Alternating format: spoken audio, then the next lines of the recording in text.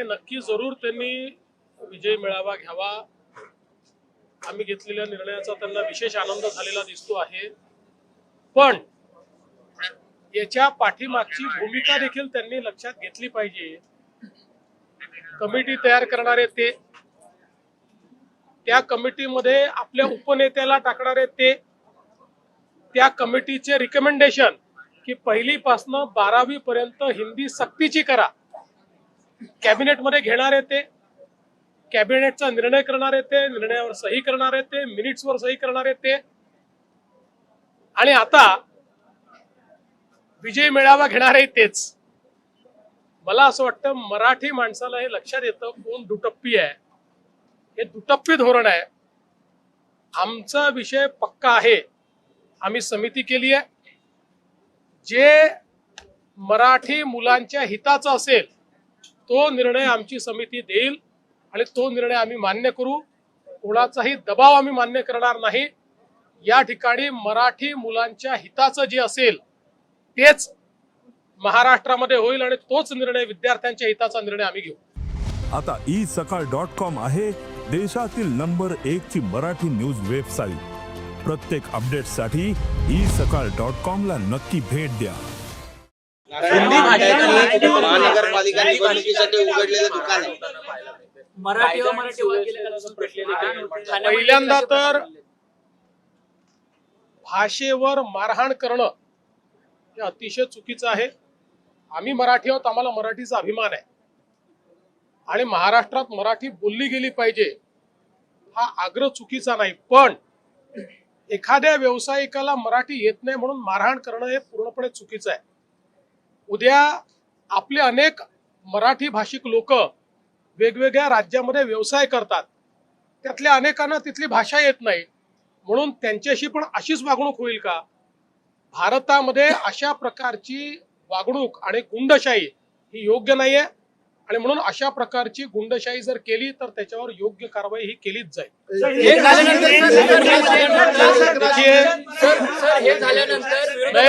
मैं बहुत स्पष्ट शब्दों में बताना चाहता हूं, महाराष्ट्र में मराठी भाषा का अभिमान रखना ये कोई गलत बात नहीं है, लेकिन भाषा के चलते अगर कोई गुंडागर्दी करेगा तो इसको हम सहन नहीं करने वाले. कोई अगर भाषा के आधार पर मारपीट करेगा तो यह सहन नहीं किया जाएगा. जिस प्रकार की घटना हुई है उसके ऊपर पुलिस ने एफआईआर भी किया और कार्रवाई भी की है और आगे भी अगर कोई इस प्रकार से भाषा का विवाद करेगा तो उसके ऊपर कानूनन कार्रवाई होगी. हमको हमारी मराठी का अभिमान है, लेकिन भारत की किसी भी भाषा के साथ इस प्रकार से अन्याय नहीं किया जा सकता. ये भी हमको ध्यान में रखना पड़ेगा. और मुझे तो कभी कभी आश्चर्य होता है कि ये लोग अंग्रेजी को गले लगाते हैं और हिंदी के ऊपर विवाद करते हैं. ये कौन सा विचार है और ये किस प्रकार की कार्रवाई है? इसलिए इस प्रकार से जो लोग ऐसा कानून हाथ में लेंगे इनके साथ कड़ी कार्रवाई की जाएगी. सर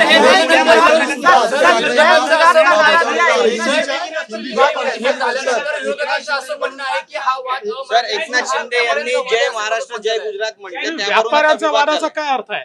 काय व्यापाऱ्यांनी त्या ठिकाणी व्यापार करू नये? एखादा मराठी व्यापारी हा जर आसाम मध्ये जाऊन व्यापार करत असेल आणि त्याला जर आसामी भाषा शिकायला वेळ लागला तर काय त्याला आसाममधल्या लोकांनी मारायचं? त्याच्यामुळे हे योग्य नाही आहे. अशा प्रकारे वागणं योग्य नाही. खरा अभिमान असेल ना तर मराठीची सेवा करा. खरा अभिमान असेल मराठी शिकवा. खरा अभिमान असेल क्लासेस चालू करा.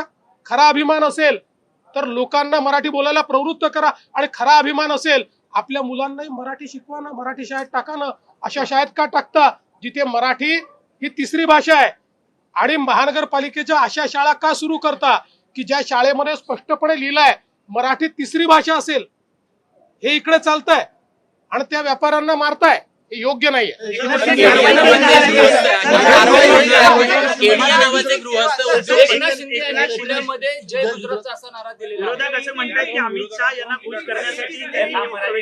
असं आहे आपल्याला मी आठवण करून देतो, यापूर्वी एकदा चिकोडीला छत्रपती शिवरायांच्या पुतळ्याचं उद्घाटन करताना माननीय शरद पवार साहेब हे जय महाराष्ट्र आणि जय कर्नाटक म्हणाले होते। याचा अर्थ काय, त्यांचं कर्नाटकावर जास्त प्रेम आहे आणि महाराष्ट्रावर प्रेम नाही असं ठरवायचं का? आपण ज्यांच्या कार्यक्रमांमध्ये जातो त्यावेळी त्या संदर्भात आपण बोलत असतो। आता गुजराती समाजाच्या कार्यक्रमात गेल्यानंतर जे गुजरात म्हटलं म्हणजे आता एकनाथ शिंदेचं गुजरातवर प्रेम ठरलं आणि मराठीचं प्रेम कमी झालं आणि महाराष्ट्रावरचं प्रेम कमी झालं। इतका संकुचित विचार मराठी माणसाला शोभत नाही। मराठी माणूस हा वैश्विक आहे। याच मराठी माणसाने अटकेपार झेंडा नेलाय, याच मराठी माणसाने संपूर्ण भारताला स्वतंत्र केलेला आहे। संपूर्ण भारतातली मोगली सत्ता घालवण्याचं आणि दिल्लीवर भगवा झेंडा लावण्याचं काम या मराठी माणसाने केलंय। आणि एवढा संकुचित विचार जर कोणी त्या ठिकाणी करत असेल तर चुकीचं आहे।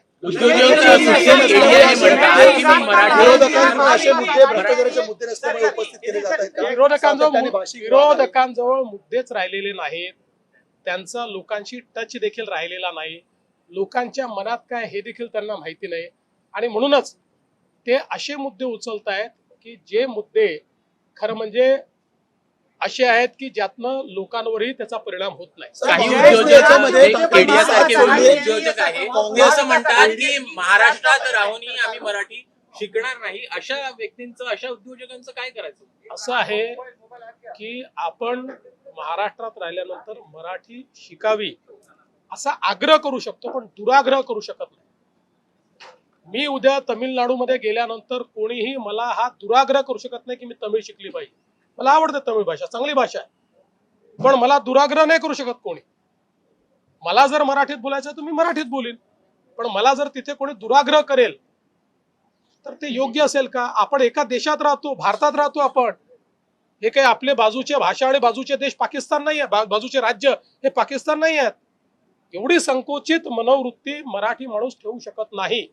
सर, कांग्रेस ठाकरेंची साथ सोडल्याचं दिसतंय का? गुजरात पर प्रेम उनको आप क्या जवाब देंगे?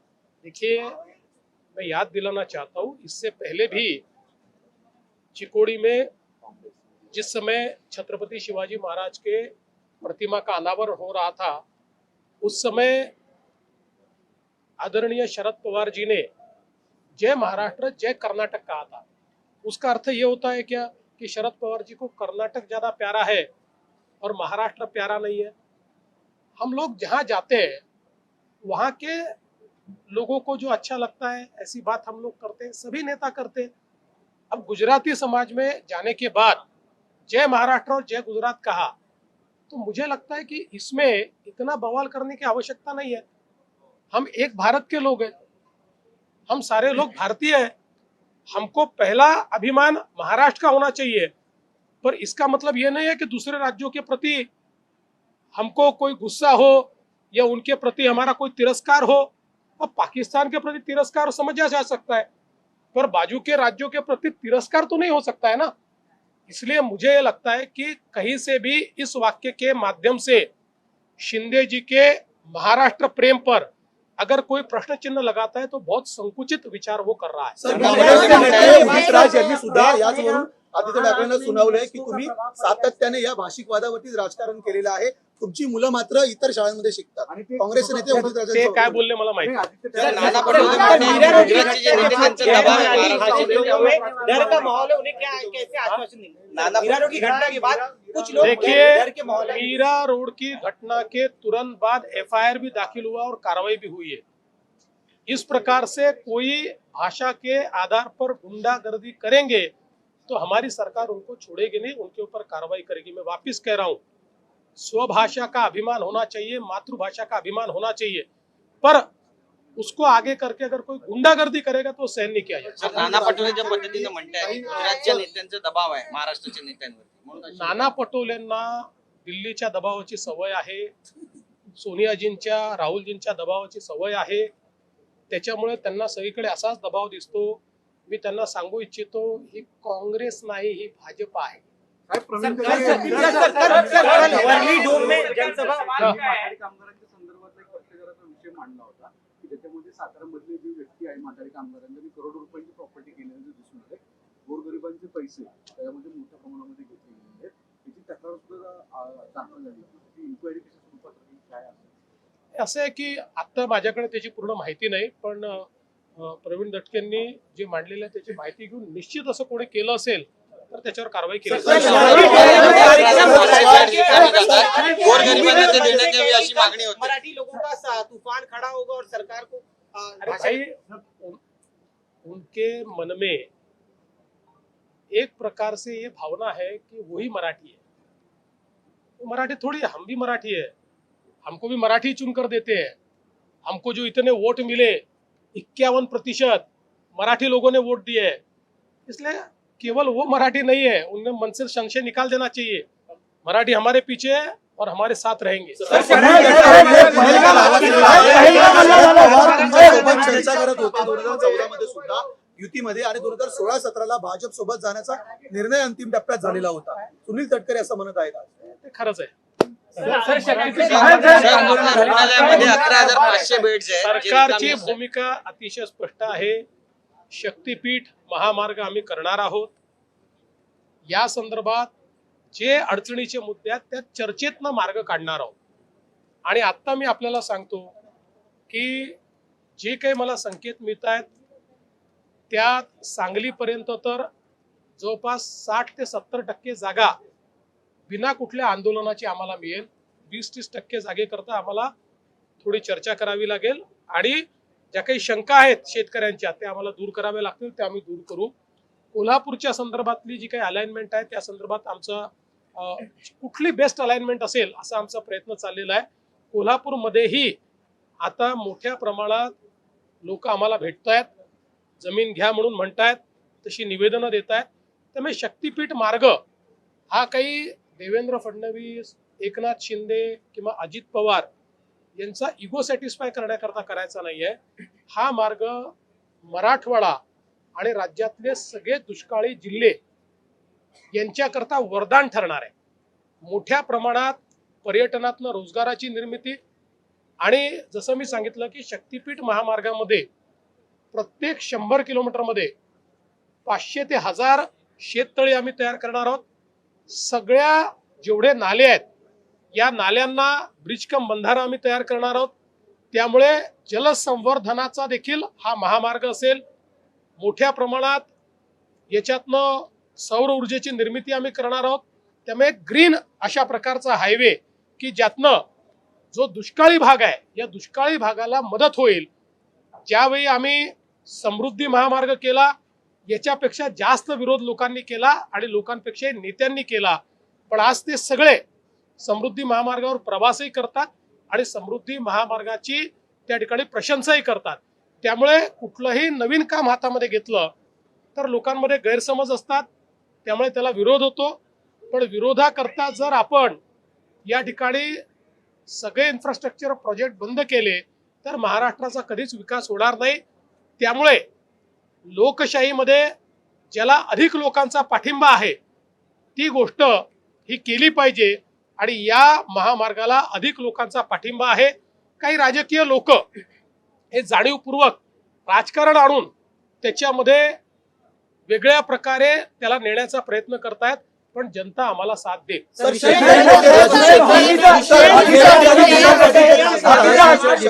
बाबत जेव्हा लोकशाही संवाद चर्चा सुरू होती त्यांनी सांगितलं की मुख्यमंत्र्यांनी आमच्याशी चर्चा करावी, शेतकऱ्यांची चर्चा करावी, आमचाही या महामार्गाला पाठिंबा असेल. तुम्ही वेळ देणार का? पाठिंबा देणाऱ्या सगळ्यांना आम्ही वेळ देऊ आणि जे विरोधात आहेत त्यांचंही म्हणणं ऐकून. सर विशेष जलसंरक्षण अधिनियम आप लेकर आ रहे हैं, जेवढे इसको खासगी लेकर रुग्णालय विपक्ष कह रहा है कि हम इसका विरोध करेंगे, आप जनता की स्वतंत्रता पर आघात करने वाले इस बिल के जरिए. देखिए, अब इसको जो विरोध है ये केवल राजनीतिक विरोध रहा है, क्योंकि जो ज्वाइंट सिलेक्ट कमेटी है इसमें क्लॉज बाय क्लॉज इसके ऊपर चर्चा हुई और कुछ भी ऑब्जेक्शनेबल उसमें कोई निकाल नहीं पाया. हाँ, कुछ 2-3 उन्होंने चेंजेस मांगे थे वो कर दिए हमने. इसलिए अब ज्वाइंट सिलेक्ट कमेटी ने एक मत से दिया है. एक भी ज्वाइंट सिलेक्ट कमेटी में इसका जो रिपोर्ट आया है उसमें एक भी डिसेंट नोट नहीं है. There is no dissent note. इसलिए हम लोग इसको लाएंगे और इसको मंजूर करेंगे.